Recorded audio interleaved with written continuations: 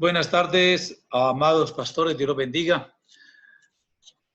Gracias por estar con nosotros en este lugar, por este medio, para compartir lo que el Señor ha colocado para este tiempo con relación a la idolatría. Primero que todo, vamos a darle gracias al Señor por este día, por este momento, porque el Señor nos permite celebrar con alegría y con gozo que nos congreguemos y nos reunamos. Igualmente, dale gracias al Señor por la vida del pastor King, que está cumpliendo años, y es una inmensa alegría, pastor, poderlo saludar desde acá de Bucaramanga, desearle que Dios lo bendiga, desear que el Señor lo llene de muchas bendiciones, que el Señor lo llene de mucha alegría, que el Señor le pueda hacer realidad todos esos sueños que usted tiene.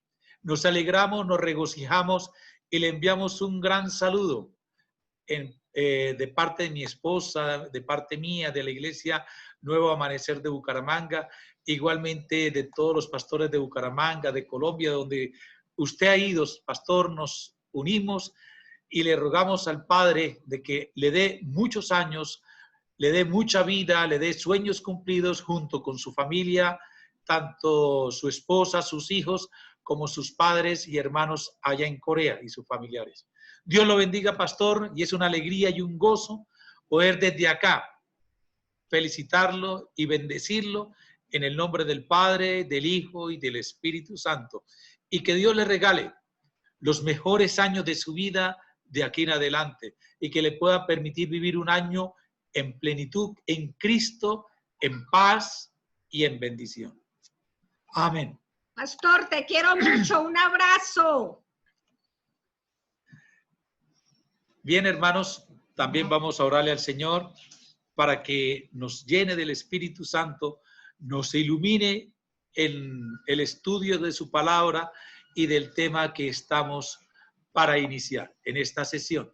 Padre nuestro que estás en el cielo, venimos delante de ti, Señor maravilloso, para que tú nos bendigas, para que tú nos guardes, para rogarte que tu Santo Espíritu esté sobre cada uno de nosotros y, Señor, nos abra el entendimiento, nos dé la palabra, que podamos comprender todo lo que tú nos quieres enseñar, todo eso que tú nos quieres regalar, todo eso que tú nos quieres mostrar a través de tu palabra, a través de este tema de dioses falsos que estamos tratando durante estos días. Y, Señor, y que esta palabra sea una palabra de bendición para cada uno de los que nos encontramos en este lugar, en esta sala, en este momento. Te alabamos, Padre, te alabamos, Señor, y te pido que tu bendición esté sobre cada uno de nosotros. Te alabamos y te glorificamos, Señor, en el nombre de nuestro Señor Jesucristo. Amén y amén. Hermanos, quiero compartir un pasaje de la Biblia antes de iniciar con nuestra conferencia, y está en el libro de Éxodo, capítulo 34. Vamos a leer del versículo 10 al versículo 17. Éxodo 34, versículos 10 al 17. En la Biblia con la cual voy a leer tiene un título que se llama Advertencia contra la idolatría. Y dice el versículo 10. Entonces Dios contestó: voy a hacer un pacto. Delante de todo tu pueblo haré maravillas que no se han hecho en toda la tierra ni en ninguna de las naciones. Y todo el pueblo en medio de la cual habitas verá la obra del Señor, porque es cosa temible la que haré por medio de ti. Observa lo que te mando hoy. Voy a echar de delante de ti a los amorreos, a los cananeos, a los hititas, a los fereceos, a los heveos y a los jebuseos. Cuídate de no hacer pacto con los habitantes de la tierra a donde vas, no sea que esto se convierta en tropezadero en medio de ti. Ustedes derribarán sus altares, quebrarán sus pilares sagrados y cortarán sus aceras. No adorarás a ningún otro Dios, ya que el Señor, cuyo nombre es celoso, es Dios celoso. No hagas pacto con los habitantes de aquella tierra, no sea que cuando ellos se prostituyan con sus dioses y les ofrezcan sacrificios, alguien te invite y coma de su sacrificio. Y tome de sus hijas para tus hijos, y ellas se prostituyan con sus dioses y hagan que también tus hijos se prostituyan con los dioses de ellas. No te hará dioses de fundición. Voy a tomar este pasaje como referencia para iniciar nuestra charla de hoy, que se llama El poder y la gloria. En este tema, en este apartado, tiene que ver con la pasión por los líderes y movimientos políticos. Cosa que nosotros hoy vemos en diferentes naciones, cómo empezamos a hablar de unas posiciones extremas, donde hay una polarización entre dos tipos de posiciones, que vamos a ver más adelante, que se van a llamar ideologías. También tiene que ver con el amor a la patria. El patriotismo se convirtió en demoníaco y destructivo. Temas como la libertad, la igualdad, se han convertido en muchos países en reinos del terror. Todos consideran que estos términos son grandes bienes, pero unos nobles principios se pueden convertir en algo terrible. Tristemente, la Iglesia ha entrado en este tipo de camino. Tristemente, los siervos de Dios han querido como disfrutar las mieles de la política, han querido incursionar y disfrutar de los sabores del éxito y del poder. Y vamos a ver que la Iglesia, de una manera u otra, la Iglesia, yo no la llamo tanto la Iglesia, pero sí los líderes religiosos han ingresado en este tipo de idolatría que se llama el poder y la gloria. Una señal de que un objeto está funcionando como un ídolo es que el temor se convierte en una de las principales características de la vida. En muchos países de América Latina hemos visto durante los últimos años ese tipo de temor, ese tipo de polarización. Si gana los de tal sector, van a destruir a los otros, y si ganan aquellos, se acabó esto, hubo destrucción. Es decir, empezamos a vivir una cantidad de temores. Y resulta que cuando la vida se centra en un ídolo, nos volvemos dependientes de él. Si el Dios falso es amenazado de alguna manera, la reacción es de un pánico total. ¿Qué va a ser de nuestras vidas? Esto es el fin, este es el acabose. No hay esperanza. Si gana tal sector, recojámonos y vámonos. Eso se llama polarización. Y estamos viviendo en un tiempo de estos. Estamos con este tema de dioses falsos. Dios lo ha puesto en un momento de la historia de la humanidad muy precisamente. Estamos viendo del racismo que se está viviendo en los Estados Unidos y en diferentes países, cómo el racismo se ha convertido en un ídolo y ha llevado a la destrucción a una sociedad. Cómo el poder político de un hombre o de unas personas han querido llevar a una nación a la destrucción. Y eso lo vamos a ir desarrollando poco a poco a través de este conversatorio. Es por esta razón por la cual que muchas personas reaccionan ante las tendencias políticas de una forma extremista. Hay agitaciones y temor sobre el futuro. nos encontramos normalmente en ese tipo de extremismos donde el futuro, vuelvo a repetir, se nos convierte en algo incierto. ¿Todo esto por qué? Porque se han puesto en los líderes políticos y en las normas de estos la clase de esperanza que en el pasado estaba reservada solo a Dios y a la obra del Evangelio. Por eso decía hace un momento que la dirigencia evangélica ha querido empezar a involucrarse en este campo y ha empezado a querer negociar. María dice, se desconectó. Y ha querido entrar y negociar dentro de este tipo de idolatrías. Cuando los líderes políticos quedan fuera del poder, sus seguidores experimentan como una clase de muerte. Creen que todo que se va a derrumbar, se niegan a admitir hasta qué punto están realmente de acuerdo con el partido ganador. Y en lugar de esto se centran en los puntos de desacuerdo, generándose en un ambiente de odios y cizaña. Cualquier parecido a la realidad que estemos viviendo hoy es solo coincidencia, dicen en las películas. Pero nosotros estamos viviendo ese tipo de situaciones. Hay unos odios, hay cizaña, hay unas polarizaciones extremas. Cada día estamos separándonos más y más y más.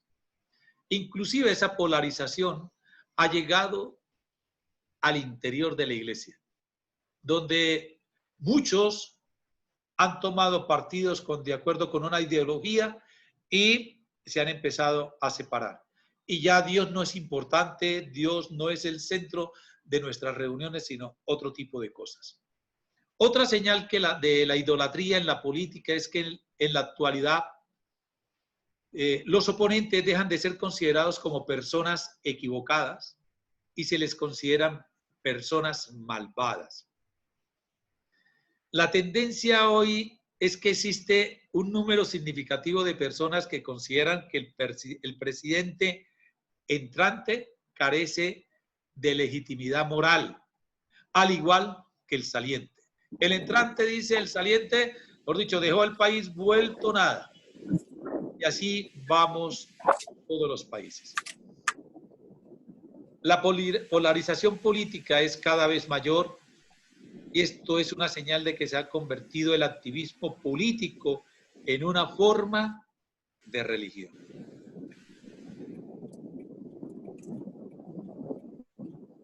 En Génesis 2:17, el Señor nos muestra en la creación del hombre que el ser humano batalla desde ese tiempo de la creación con la sensación de ser dependiente o sentirse indefenso. La tentación original del huerto del Edén consistía en resistirse ante los límites que Dios había fijado para el hombre y también de tratar de llegar a ser como Dios a base de ¿qué? De adquirir su propio destino, de poder controlar su propio destino.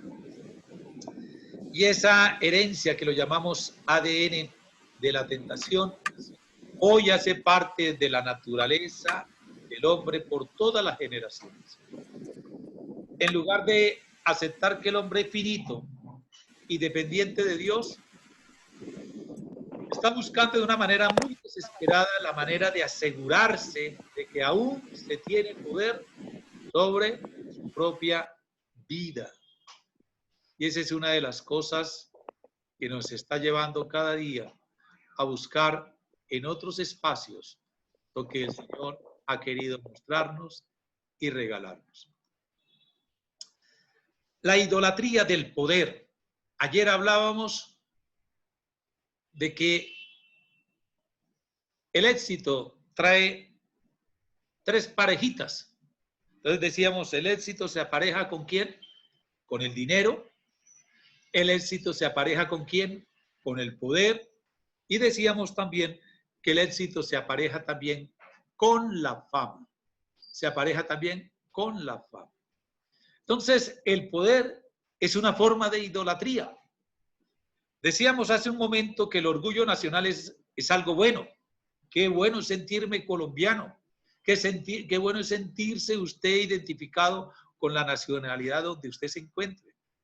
Pero cuando el poder y la prosperidad de la nación se convierten en principios absolutos, sin condiciones de ningún tipo que la puedan vetar, entonces todos los demás intereses se pueden generar en donde, en violencia y en injusticias sin que nadie pueda protestar. Ese es el absolutismo. Es decir, no aceptar la diferencia del otro, no aceptar que el otro piensa diferente a mí. Y cuando yo vivo en los absolutos del poder, empezamos a decir que el fin justifica los medios. Cuando una meta nacional de prosperidad material se convierte en un ídolo, cuando se usa para justificar la destrucción del ambiente natural o cuando se le permite maltratar personas, se ha convertido en un ídolo, esa meta nacional de prosperidad material. Hoy con el COVID-19 estamos viendo muchas de estas circunstancias. Para muchos países lo más importante es la prosperidad material a cambio de la vida de las personas. Es decir, no nos interesan cuántos mueran, con tal de que nosotros, la nación, la podamos llevar a un buen puerto. A veces es triste, doloroso, encontrarnos que las muertes de las personas o la vida de las personas se han convertido en unos números fríos. Hoy hablamos así sencillo. En Colombia pasamos de las 1000 muertes. 1000 muertes. En tal país hay 10.000 muertos. En tal país hay 25.000, 33.000 contagiados de COVID-19. Parece que la persona no es importante. Parece que lo que importa es otro tipo de cosas. Mire a dónde nos lleva este tipo de idolatría. No nos importan las personas, nos importan las cosas materiales. Yo le decía a mi esposa en una ocasión, cuando por televisión pasaban en Nueva York cómo sacaban los fallecidos por COVID-19 y los llevaban a una fosa común. Vean, me parece dolor, es que esas personas no tienen familia, esas personas no tienen dolientes, se lo llevan simplemente como cualquier cosa. Y es lo que sucede con esta idolatría del poder. La persona deja de ser importante. Igualmente, cuando estamos hablando de esto del poder, tenemos que hablar de la seguridad militar de una nación. A veces también la seguridad militar de una nación se convierte en un ídolo cuando se usa para justificar que la eliminación de los derechos a la libre expresión y a un proceso judicial o el abuso contra una minoría étnica. Estamos viendo en muchos países lo que se está sufriendo por aquellas personas que no pueden expresar lo que sienten frente al poder. Igualmente se les calla a través de la muerte, a través de el miedo, a través del terror, a través del chantaje. Entonces, para que no hablen. Y hay naciones enteras que tienen un ego colectivo, que al igual que las personas individuales, las culturas nacionales pueden tener complejos de superioridad o de inferioridad. En cualquiera de los dos complejos, una nación se puede convertir en agresiva y beligerante. En agresiva y beligerante. A veces la filosofía se convierte en un ídolo. En ese deseo de voluntad de poder es cuando la filosofía política se convierte en una fe salvadora. Muchas veces vemos a un candidato determinado diciendo, yo soy el salvador de la nación. Vote por mí porque en mí va a encontrar usted respuesta a lo que está viviendo. Y eso sucede cuando la política se vuelve ideológica. Es decir, aparece lo que llamamos la ideología. Y en estos últimos 10 años, todo el mundo está hablando de ideologías. Y la palabra ideología se usa para referirse a un conjunto coherente de ideas acerca de un tema. Pero también puede tener una connotación negativa más cercana a otra palabra de su misma familia que se llama idolatría. Una ideología, al igual que un ídolo, es una versión limitada y parcial de la realidad. Repito, una ideología, igual que un ídolo, es una versión limitada y parcial de la realidad, que es elevada al nivel de palabra final sobre las cosas. Repito, es una versión limitada y parcial de la realidad que nosotros la elevamos a la última palabra, a la máxima expresión. Los ideólogos crean sus propias escuelas o creen que sus propias escuelas y partidos son los que tienen la respuesta real y completa a los problemas de la sociedad. Es decir, un ideólogo se considera un Dios pequeño. Él es el que tiene las respuestas para la sociedad, para todos los problemas que ella pueda tener. Y por encima de todo, las ideologías esconden de sus seguidores su dependencia de Dios. Las ideologías no tienen en cuenta a Dios para nada. Cuando usted está siguiendo a un ideólogo, ese ideólogo es el Dios y él lo quiere sugestionar, él lo quiere llevar ciegamente, lo va a enceguecer para que usted lo siga. Por eso muchos hombres, mujeres salen a matarse por un líder político, por seguir una ideología. La ideología no es la última palabra. Y la ideología siempre a sus seguidores les va a esconder que no deben depender de Dios. Porque los ideólogos se consideran los dioses pequeños. Por eso se llaman dioses falsos. Ejemplos de ideologías fracasadas son el comunismo y el socialismo. Pero, después de que el comunismo y el socialismo fracasan, las sociedades abrazaron un nuevo tipo de ideología y abrazaron el capitalismo del mercado libre.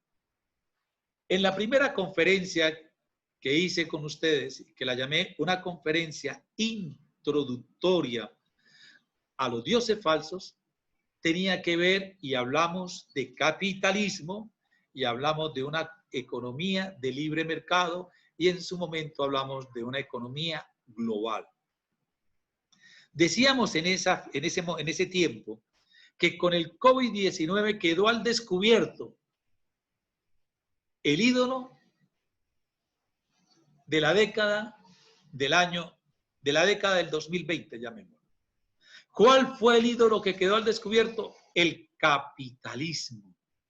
La gente añora y todavía añora, sufre por tener dinero, por poder divertirse, por poder viajar. Ellos necesitan la economía de mercado. Para ellos es importante el mercado global, para ellos es importante viajar, para ellos es esa sensación de seguridad que tenían en qué, en el dinero, en sus bienes, quedaron quietos. ¿Para qué me sirve todo lo que tengo? ¿Para qué me sirve tener riqueza, tener bienes, si en este momento estoy en aislamiento? En muchos lugares, aislamiento obligatorio. Quedó al descubierto en este tiempo que nuestra sociedad está viviendo en una ideología que se llama capitalismo con la teoría del libre mercado o mercado libre. Y nosotros los cristianos a veces nos ufanamos, llenamos nuestra boca y decimos, el mundo secular.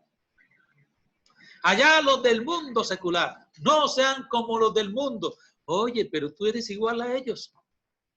Manejas ¿qué? Las mismas estrategias del capitalismo. Y el crecimiento.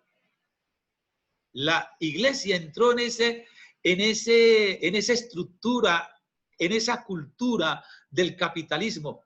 Para usted ser un hombre de éxito tiene que crecer. Si no crece, fracasaste. Y eso lo vimos en la sesión de ayer y de antes de ayer. Si tú no creces, fracasas.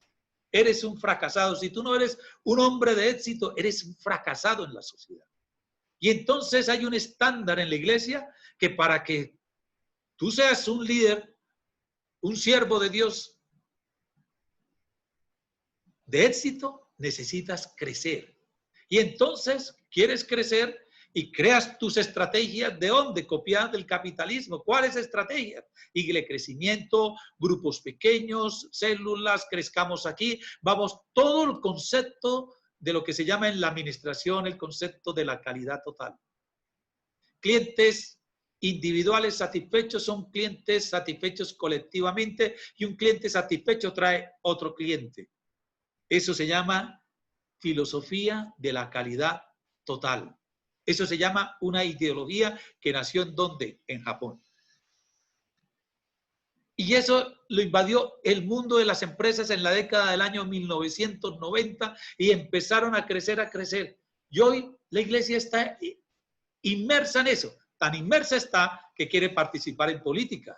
Tan inmersa está que ahora los pastores ya no les gusta ser pastores. Ellos entraron y les tocó esa sensación interna, ese movimiento de que tú eres importante, eso que tú eres, wow, mire, ya vienen a tu congregación 300 personas, ya te escuchan por televisión, ya te escuchan por radio, ya tú tienes un programa, mire, ya tú eres una persona popular, tú eres una persona importante. Lánzate a un cargo de elección popular. Le empezaron a tocar los hilos de la sensibilidad, esa que supuestamente estaba muerta en ti o en él. No sea, en el caso no es para nosotros, es para los otros pastores que aspiran a eso. Entonces, mire cómo esa filosofía del capitalismo nos llegó a nosotros. El capitalismo nos llegó con su ideología de mercado libre como la mejor manera para enfrentar los problemas de la pobreza y de la injusticia.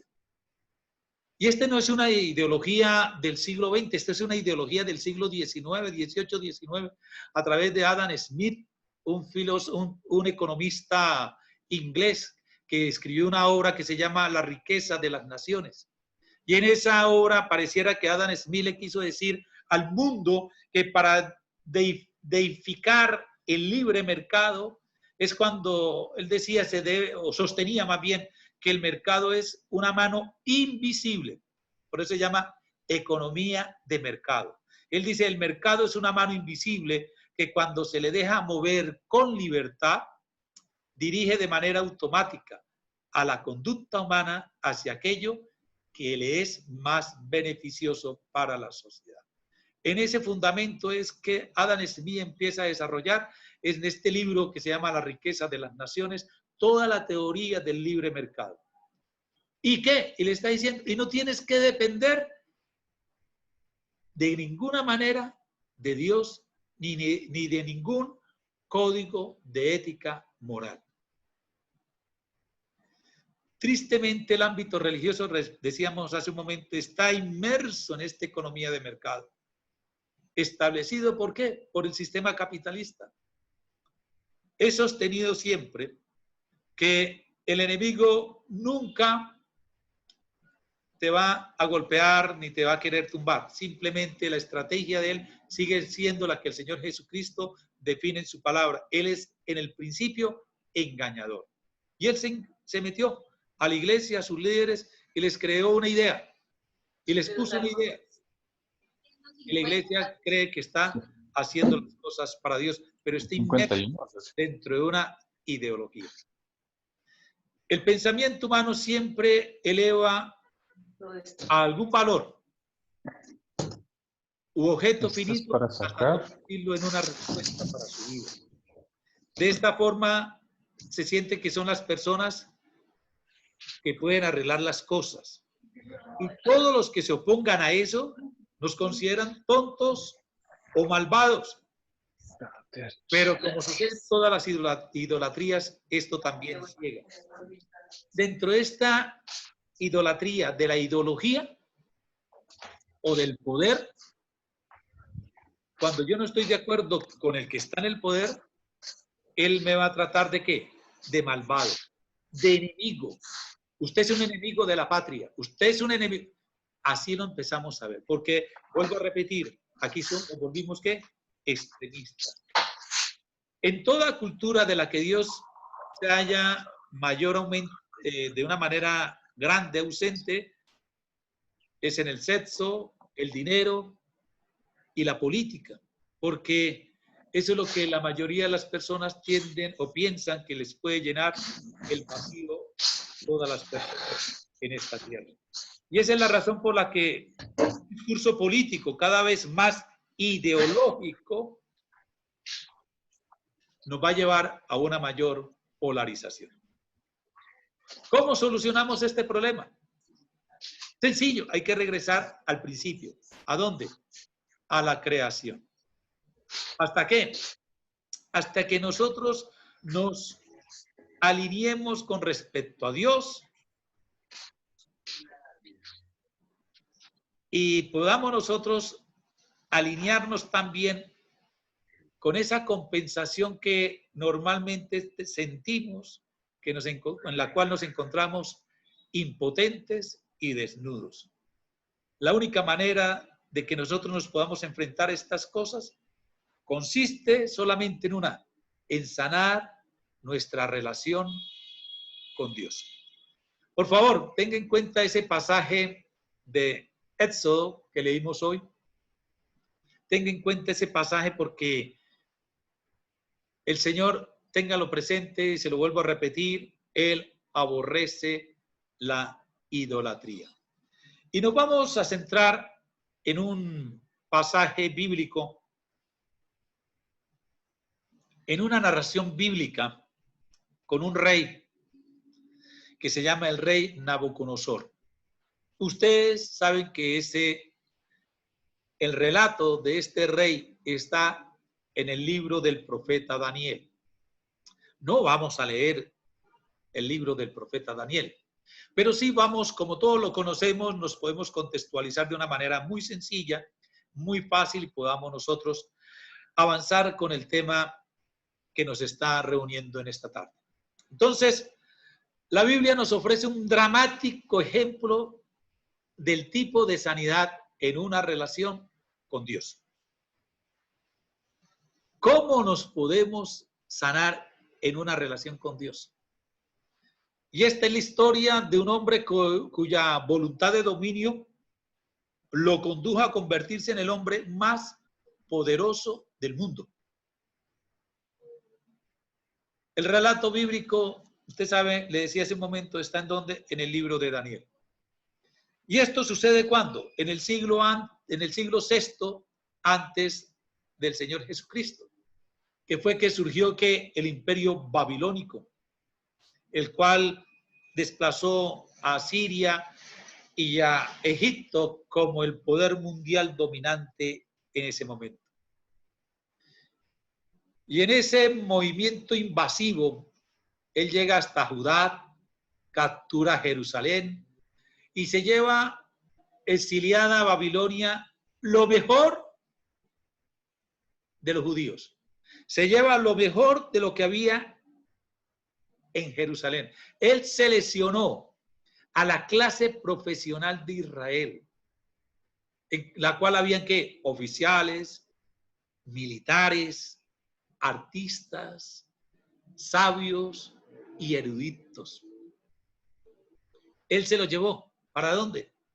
Para Babilonia.